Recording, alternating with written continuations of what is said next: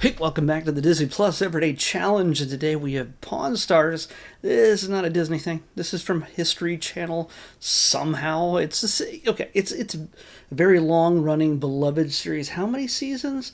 It's a lot of seasons, but they only have four here on Disney Plus right now. They have starting with 18, 19, 22, and 23. I don't know what was wrong with all the other ones, especially the ones between 19 and 22. What was wrong with 20 and 21? Something wrong? I don't know. So, yeah, the element that comes into this, where becomes a History Channel series, is that the guy is in the pawn shop, which is a real pawn shop that exists on Las Vegas Boulevard. I've driven by it many, many, many times in Las Vegas, just north of the Strip, just south of downtown. You get tourists coming in there all the time, but what you get here with this show is people have said, well, it's fake, it's pretty much fake. Yeah, you can tell from the start that it's a lot of elements of it are fake. Whether the people that bring in the stuff are not are real, I really don't know. Whether they really come in seriously with certain amounts that they want to get, maybe. I don't know. But when it comes to the interaction between the guys, yeah, Rick, the guy who runs the place, which is Rick Harrison. Rick Harrison, he is very much he's the owner, and he's very much disgruntled with his employees half the time, especially Chumley, who, again, I don't know if he's putting on like a character or something, but like he's trying to be like he's playing dumb, but he surprisingly, knows a lot, and it comes out perfectly because those parts are scripted. Because they know that somebody's going to come in with an Indiana Jones figure. They know that somebody's going to come in with a book about spaceships or some sort of collectible something or other. They know they're scheduled for that day, more than likely. I could be completely wrong, but this is how it feels just from watching it.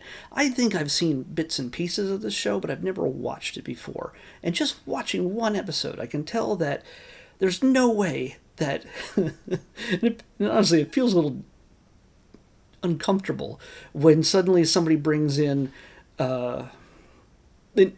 there's like a German figure with a horse from the Indiana Jones Raiders of the Lost Ark movie, and they're sealed, they're graded, they're really good grade, they're great condition, and the person behind the counter suddenly launches in to a detailed list of trivia and facts about Raiders of the Lost Ark, about Indiana Jones, about what George Lucas and Steven Spielberg were thinking, and this is that and the other. Like, it's everything I'm saying here is improvisational. Okay, none of what they are saying is improv. It's, if anything, there's probably at least 5 takes involved in them spewing out these facts. As a person who just like, I just wanted $500 for this, is standing there nervously as they spew what feels like 10 minutes worth of facts. And every once in a while they have to bring in an expert that says, oh yeah, well, here's this action figure, this German figure is actually Indiana Jones. It's not, he's in a German costume because he's trying to, and he has a horse and everything else, and it's from later in the film. Yeah. I realize that somebody like me knows these things from looking at it, and it feels needlessly redundant. And all of these speeches that are talking about the history of Indiana Jones action figures, or the history of a U.S. gold sign, like a sign that says, we will buy gold, which is a thing that people couldn't own legally for many years. And I did learn something there. I didn't realize that people could not physically own gold for a good part of the mid-20th century. And how that worked out. That Rick's the one who's spitting that out. He's the boss. Maybe he knows a little something. But, again, a lot of this seems... Somebody did research. somebody gave them lines and they said them. And cutaways help in keeping that continuity between what they're saying. And yes, everything they're saying is for the audience watching the show. For them to just go, hey, I want to sell some action figures. Oh, these look pretty nice. They're in good condition. They're graded. They're from Raiders of the Lost Ark. Okay. Well, maybe I should get our expert in here because I don't know a whole lot about this. Let me get our expert on action figures in here. He comes in, the action figure guy, then does a whole other spiel. Well, they can also, normally they would just go, yeah, well, this is actually Indiana Jones, and that horse is nice, in really good condition. This weapon that's with Indy is unique, so it makes it more rare, and they're graded this much. Like, that kind of conversation is 2 minutes. 5, maybe. It feels eternal when I'm watching it because it just feels so stilted. I sell stuff online, and I'm sold stuff at yard sales, things like that, and there's never a situation when somebody's coming up to me and says, "Hey, this pack of Star Wars action figures is like 4 in a box or whatever. How much do you want for that?" Well, Star Wars was released in 1977. George Lucas was the director, and it was the first major film for a young Mark Hamill. And don't care. Just how much do you want for the Star Wars figures? And I go, $20. And they go, 15. And I go, 17. Sold.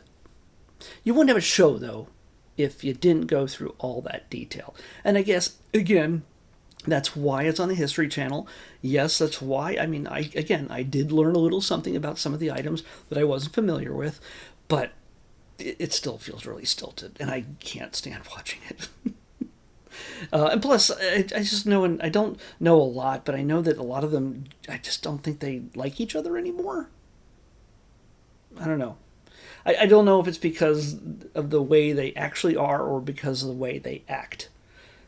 I mean, I've seen, I think it's Chumley doing signings at, like, conventions, like collectors' conventions, which, okay, sure.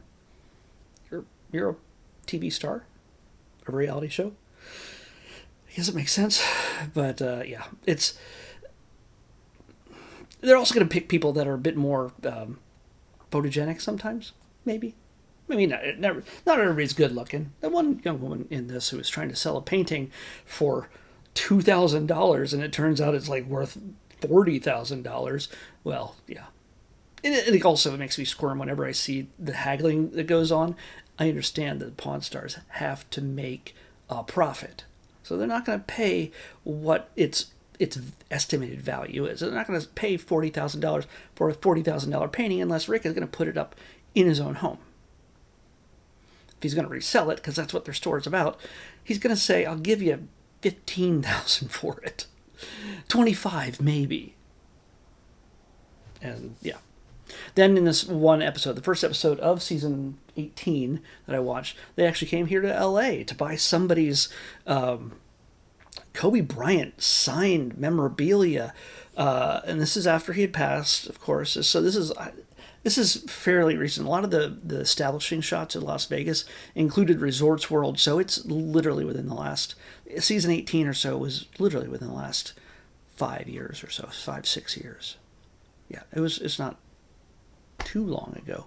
So, okay, maybe 8 years. I don't know when I can't remember when it's open, but it's not an old episode. So yeah, I can't. I forgot what I was going to say, but yeah, I can't really watch this.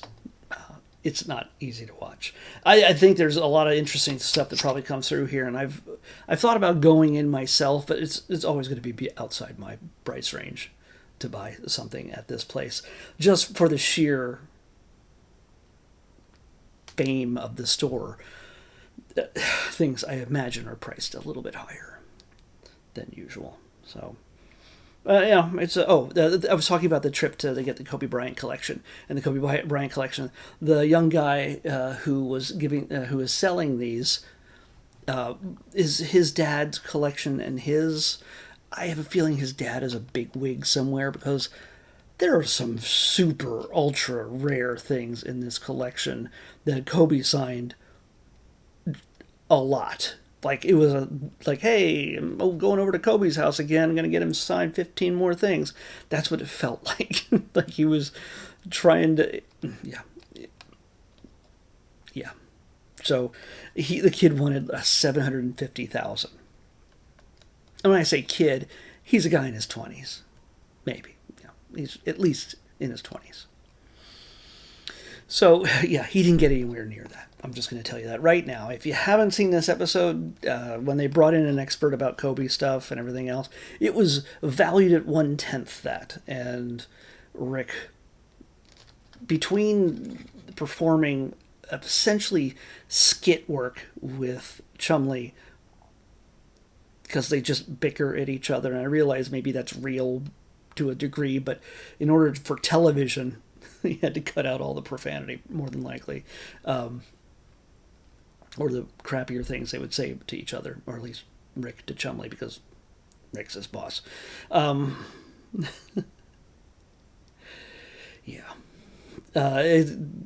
The kid got barely $35,000. He was asking $750,000. $750,000.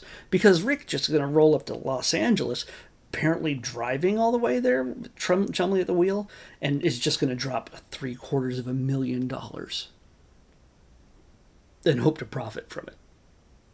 Stuff is valuable, but come on. Anyway, I know there's people who are devoted to this show, who love it to death, are obsessed with it. It's not my thing. It's not my thing, but hey, go for it. There's now 4 seasons on Disney Plus for you. Let's pick tomorrow's episode. 44.